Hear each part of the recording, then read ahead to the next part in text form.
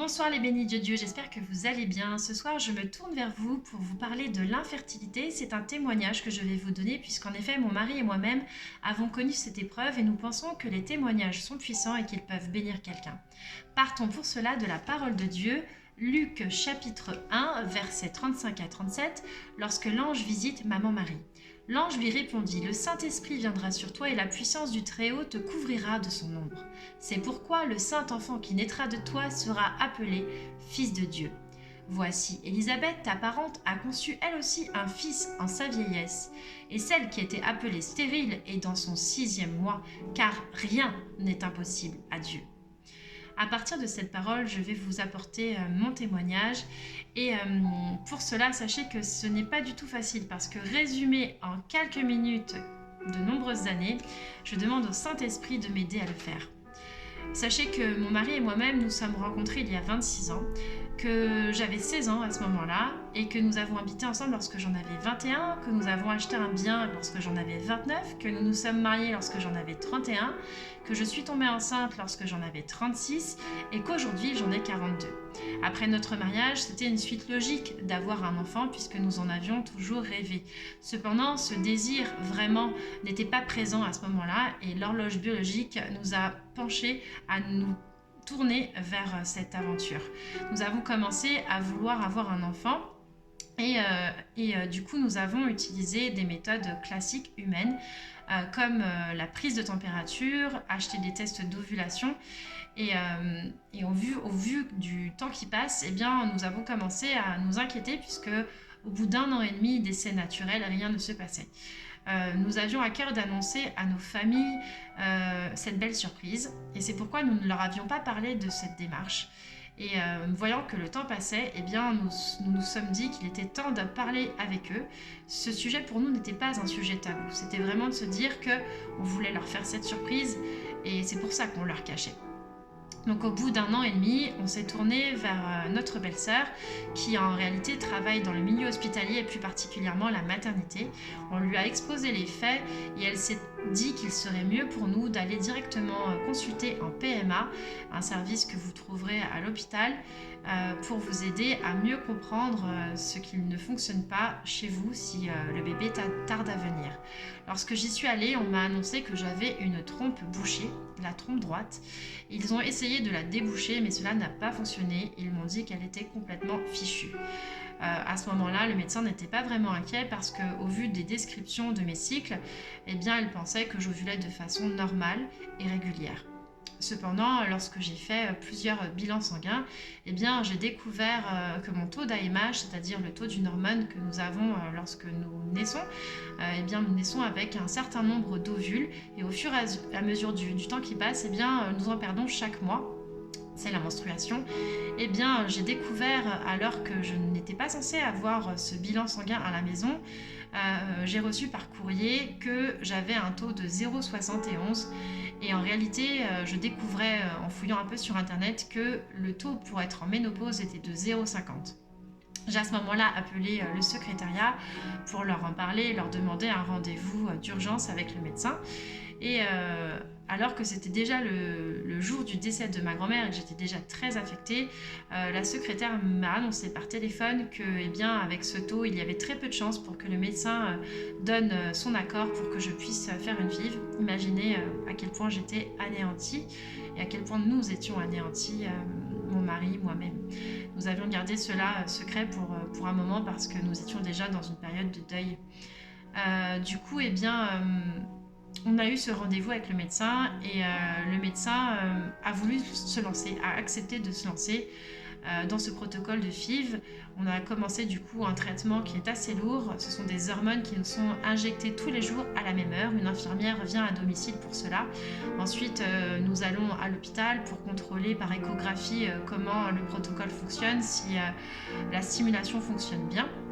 Enfin, cela se poursuit si tout se passe bien avec une ponction sous anesthésie générale pour enlever vos ovules. À ce moment-là, votre mari, lui aussi, eh bien, donne son spermatozoïde de telle sorte à ce que les ovules soient mélangés avec les spermatozoïdes en laboratoire pour former un embryon. Et tout ça, c'est beaucoup d'attentes, c'est beaucoup de questionnements. Et donc à ce moment-là, eh bien, nous avions la bonne nouvelle, nous recevions la bonne nouvelle que j'avais réussi à avoir 3 ovules et 3 embryons. 2 beaux embryons et un qui était selon eux pas top. À ce moment-là, on vous propose d'implanter les deux, mais en sachant que vous pouvez avoir des jumeaux. Donc c'est un choix qui se fait ensuite en couple. Nous étions heureux parce que après toutes ces étapes, eh bien, nous passions enfin à l'étape suivante, implanter un embryon, et il faut ensuite attendre et faire un bilan sanguin pour savoir si oui ou non vous êtes enceinte. Et notre déception a été vraiment très grande lorsque nous avons appris que je n'étais pas enceinte après cette première FIV. Et nos proches également étaient très tristes, et donc on porte notre propre tristesse mais aussi celle de nos proches parce qu'on a tellement envie de les rendre heureux, et c'est très difficile pour nous d'annoncer que cela n'a pas fonctionné. En parallèle de ça, eh bien, j'avais un cousin qui était atteint d'une maladie du cancer du cerveau, et qui nous avait demandé de prier pour lui en église. Et on s'est tourné du coup vers le Seigneur un peu plus que nous le faisions déjà à ce moment-là. Et il a vraiment été une bénédiction pour nous. Ça a été un ange gardien sur terre. On est sûr que sa mission pour nous, c'était de nous rendre au Seigneur, de nous remettre sur le chemin de Dieu, parce que, comme je le disais, on était remplis de désespoir, de tristesse, et tout ça était très lourd à porter, et en même temps, on se tournait vers l'ésotérisme, comme je vous l'ai dit. Alors, il nous a rappelé à ce moment-là, en nous tournant vers d'autres, vers mon cousin, vers la prière. Et puis petit à petit, alors que nous nous rendions à cette prière tous les jeudis à 18h15 à Saint-Nicolas-des-Champs sur Paris, métro Réaumur-Sébastopol, eh bien nous y allions tous les jeudis, et c'est à ce moment-là qu'on a compris réellement la puissance de la prière. On a compris que le Seigneur était là. On a compris qu'il entendait chacune de nos prières, et qu'il pouvait accomplir des miracles, des prodiges, et qu'il pouvait nous donner des signes et nous accompagner. On a compris aussi qu'on se tournait vers le mal en allant vers l'ésotérisme. On a compris que lorsqu'on priait à plusieurs dans une assemblée, eh bien, cela avait d'autant plus de puissance. On a compris qu'il pouvait nous transformer de l'intérieur avant de nous accorder des grâces. En effet, le Seigneur nous a complètement transformés pendant 2 ans, et il nous a permis de faire des choses qu'on ne pouvait même pas imaginer, mon mari et moi-même. On a créé des groupes de prière, on a créé des groupes d'entraide tournés vers les sans-abri, les démunis, on s'est tourné vers les pauvres, on a été visiter les malades, on a même été visiter des prisonniers. Le Seigneur nous a vraiment, vraiment, vraiment transformés avant de devenir parents, et peut-être qu'il n'aurait pas pu le faire autrement que si on n'avait pas eu cette épreuve. Sauf que on continuait à vivre ces épreuves parce qu'en parallèle on continuait les chemins de FIV, et malgré tout on avait déjà eu des bénédictions. En fait, durant ce parcours, lors de la 2e FIV, mon taux d'AMH a augmenté de façon surnaturelle. Il est passé à 2,71. Rappelez-vous, j'avais dit tout à l'heure que j'avais 0,71. En fait, on est avec ce stock d'ovules, on ne peut pas avoir plus d'ovules, et la médecine ne peut pas nous en donner plus. Et la médecine m'avait dit eh bien, votre cas nous intéresse parce qu'on ne sait pas en fait ce qui a pu se passer, comment vous avez pu avoir ce taux à nouveau. Et au lieu de me prélever 3 ovules, eh bien, j'avais finalement 12 ovules après coup. Que ce soit pour la 2e FIV ou la 3e FIV, eh bien, mes taux avaient vraiment dépassé le pensable. Alors c'était des bénédictions certes, mais cependant nous vivions toujours dans l'échec puisque les embryons ne s'accrochaient pas et je n'étais toujours pas enceinte. Il faut savoir que je n'étais jamais tombée enceinte de toute ma vie. Je n'avais jamais eu aucun retard. Et il faut savoir aussi qu'il ne nous restait plus qu'une seule chance. Sur les 4 FIV qui nous étaient proposées par la Sécurité sociale, eh bien, nous avions déjà fait 3 FIV. Et comme on se tournait vers Dieu, eh bien, on se dit le Seigneur a sûrement un autre plan pour nous. Peut-être qu'on ne comprend pas vraiment ce qu'il attend de nous. Et c'est à ce moment-là qu'on a décidé de faire une pause. Une pause qui n'a pas toujours été comprise par nos proches, puisque l'âge avançait et qu'il nous restait une tentative. Et du coup, ils ne comprenaient pas, mais ils ont respecté notre choix. Et nous avons pendant 1 an comme ça attendu avec mon mari, et nous avons été féconds vers les autres. Nous nous sommes tournés vers la société, vers le monde entier, plutôt que de se focaliser sur notre problème comme nous le faisions au début. Et c'est à ce moment-là suite à un voyage, on a rencontré une amie qu'on n'avait pas vue depuis notre mariage.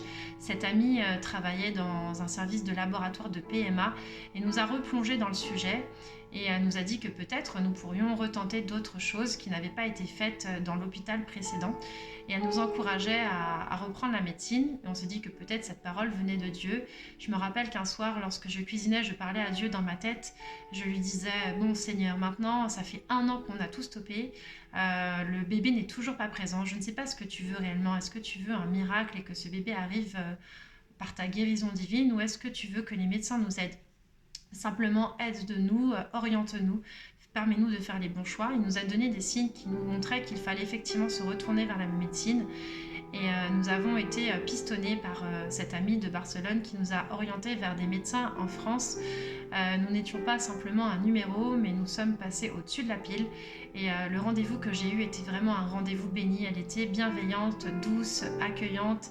Et elle nous a proposé des choses qu'on ne nous avait jamais proposées jusqu'alors. Elle nous a proposé la chirurgie réparatrice des trompes, de telle sorte à ce que l'aspect naturel puisse aussi être un atout. Elle nous a aussi proposé une étude de mon utérus qui n'était pas financée par la Sécu à l'époque, pour permettre une étude plus approfondie, comprendre pourquoi les embryons ne s'accrochaient pas. Ce jour-là, j'avais trouvé un chapelet lorsque j'étais allongée dans son cabinet et je lui avais dit peut-être que ce chapelet est à vous. Elle m'a dit non, pas du tout. Et je savais à ce moment-là que c'était un signe de Dieu pour me dire tu es au bon endroit. Et je lui ai dit au médecin et elle a souri. Je suis sortie de ce rendez-vous totalement heureuse et confiante. Et nous avons été à une rencontre de prière. Je suivais une personne qui priait sur internet et nous l'avons rencontrée physiquement. Nous avons fait la queue pour qu'elle prie pour nous avec mon mari. Elle a prié pour nous et sur nous en imposant les mains sur nous. Et à la fin de la prière, elle m'a dit vous êtes guéris au nom de Dieu, au nom de Jésus. Et qu'allez-vous faire maintenant que vous savez que vous êtes guéri? Alors là, j'étais complètement perdue. Je lui dis, je vais témoigner de la guérison de Dieu. Quand le bébé sera là, je lui raconterai son histoire, etc. Mais ce n'était pas l'acte de foi qu'elle attendait. Il fallait que je pose un acte de foi et je ne savais pas lequel. Lorsque je suis rentrée à la maison, j'ai dit au Seigneur, je vais poser cet acte de foi. Eh bien, alors que nous avons repris la médecine parce que tu nous y poussais, je ne rappellerai pas les médecins si eux ne m'appellent pas. Parce que si je suis guérie, eh bien, je n'ai pas besoin de les contacter pour réparer ma trompe puisque tu m'auras guérie. Eh bien, sachez qu'aujourd'hui encore, ces médecins ne m'ont jamais rappelé. Ça a été une épreuve supplémentaire dans le sens où on avait annoncé à nos familles, à nos proches, que nous avions repris la médecine et eux étaient hyper contents parce qu'après une année de pause, eh bien, ils s'étaient dit mais que font-ils? Pourquoi font-ils cela? Et du coup de leur dire finalement je ne vais plus passer par la médecine s'ils ne m'appellent pas. Et en gros, il me prenait un peu pour une illuminée. Et bien, les mois ont passé, c'était en juin. Et de juin à septembre, ça a été une longue attente. En septembre, je déjeunais avec une personne que j'avais rencontrée il y a peu. Je discutais avec elle de la prière des malades de Saint-Nicolas-des-Champs. Et je lui ai dit, voilà, j'aimerais m'y rendre ce soir. Pourrais-tu m'aider pour que je puisse m'y rendre de façon assez tôt? Elle m'a dit ok, je peux t'aider, t'inquiète pas, je te rends ce service. Et je lui ai demandé est-ce que toi tu es croyante? Elle m'a dit non, moi je suis athée, je viens d'une famille d'athées, les seules choses dans lesquelles je crois c'est dans les cartes. En effet, sa tante lui tirait les cartes, elle lisait l'avenir à travers les cartes. Et donc je lui ai témoigné de ce parcours que j'avais pu aussi faire à travers la voyance. Et je lui ai dit écoute là tout de suite maintenant, si tu devais t'adresser à Dieu, que lui dirais-tu? Elle me dit j'en sais rien du tout, franchement, je sais pas. Je lui dis réfléchis. Elle me dit que tu tombes enceinte.